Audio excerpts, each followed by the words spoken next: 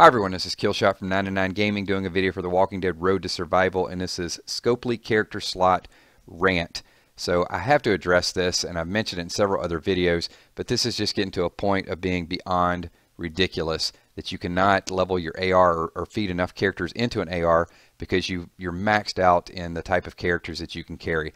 And I know you can level up and you can get up to 70 slots or maybe even a little bit higher, but it makes absolutely no sense for lower level characters to only have 60 characters. And I'm trying to give you advice, Scopely, on how to improve your game, but you seem intent on becoming the Donald Trump of the gaming industry. Your decision making is poor. You know, once again, it's just another. Give me a valid reason of why you would only have 60 character slots.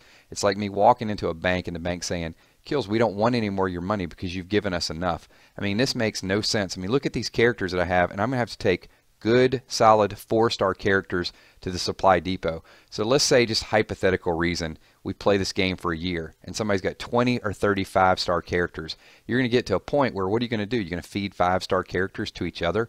And here's my solution, Scopely. You should make your character roster like a booklet, and you should have a collector's booklet, you should have an adrenaline rush booklet, and then you can edit all your teams. You made it so we can have 10 teams out there, 50 characters, but there's still only 60 characters for lower level players up to level 30, and even let's say you got 70 characters. If you guys disagree with this, let me know, but I can't think of a valid reason. I know some of my rants in the past have been a little bit controversial and maybe split some of the players, but I don't see any negative to them raising the character slot. This is beneficial to every player. There's no more advantage to having less character slots than there is to having more character slots. So anybody that's a valid collector, anybody that wants to collect the Telltale series, anybody that wants to do roadmap missions, what are you going to do? You're forcing us to buy your adrenaline rush trainers in order to keep 1 or 2 in order to do this. Everybody knows the name of the game here. You don't want all these character slots. You want to fill these character slots up to force people over your supply depot so they have to buy AR trainers, because you've already nerfed the AR ability anyway and made it so frustrating in some of these characters that you got to spend time farming these survivors over and over again. So we're forced to purchase them, and I just think it's a part of the game that needs to drastically change because it's getting boring. It's becoming cumbersome. You did a post a while back and said we don't want our players farming, we don't want it to become cumbersome, but yet you're creating this very item to make it more cumbersome for people. So let's scroll through a couple things here, and let me just show you some of the sacrifice that I'm going to have to make as a valid player.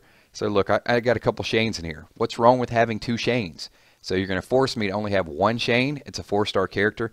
I have 4 Jesus. I'd love to have an all Jesus team, but I don't know that I'm going to be able to do that because I'm not going to buy Adrenaline Rush trainers. I just got a second Rosita. Obviously the second Rosita, now she's got to go to the supply depot. So, you know, these gimmick teams where you can mess around with different comps, I just started playing Clash Royale. There's no limit. I can collect those cards. I can build my team up. I can do certain things with them and go in and go to battle and use whichever collection that I want. And there's a whole list of cards that I can go through and collect. As far as I know, there's not a cap on the number of cards that I can have. I can actually donate cards to other people. So, and I know it's a different type of game. It's a different type of format, but still, this makes absolutely no sense. And here's, you know, the real challenge that I'm going to run into as someone's been playing the game and collecting for a while.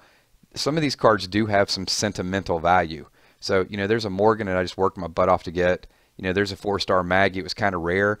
Played the game for a long time, and I finally get this red Maggie, and people chime in and say, "Hey, level this up."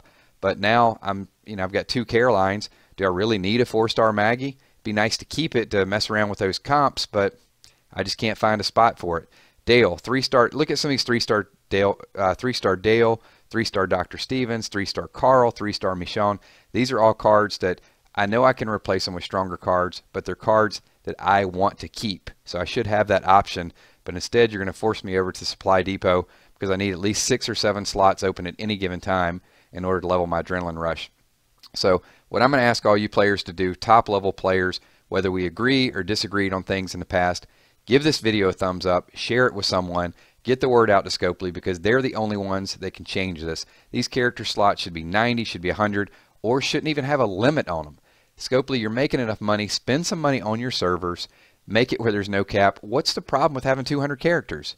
It makes absolutely no sense why we can't do that as players.